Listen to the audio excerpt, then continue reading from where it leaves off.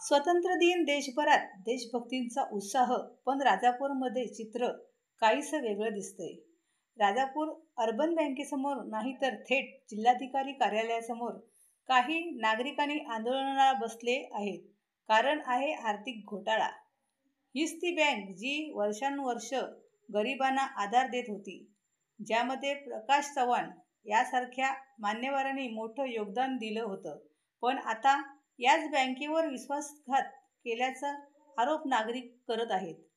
आंदोलनकर्त्यांपैकी समीर काझी यांनी गंभीर आरोप केले आहेत. त्यांचं म्हणणं आहे की त्यांनी बँकेत खाते उघडताना दिलेले आधार आणि पॅन कार्ड यावरून त्यांच्या नावावर लाखो रुपयांचं कर्ज काढण्यात आलं. त्यांच्या माहितीत नसतानाच हे एकटं प्रकरण नाही, तर समीर काझी सांगतात की अशा प्रकारे अनेक नागरिकांच्या नावावर बनावट कर्ज घेतलं गेलं आहे आणि त्यांचे पुरावे देखील त्यांच्याकडे आहेत. वर्षभर काही तक्रारी करत होतो, पण कुठेही काहीही ऐकत नाही, असंही त्यांनी स्पष्टपणे सांगितलं. आता प्रश्न असा आहे की बँकेतील हे प्रकरण नेमकं किती खोल आहे आणि प्रशासन या तक्रारीवर कोणती कारवाई करणार.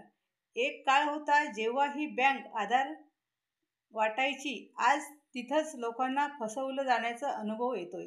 प्रकरणाची चौकशी होणं अत्यावश्यक आहे आणि दोषींवर कठोर कारवाई झाली पाहिजे. कारण आर्थिक गैरव्यवहार म्हणजे केवळ पैशाचा खेळ नाही, तो लोकांच्या विश्वासाशी गद्दारी आहे.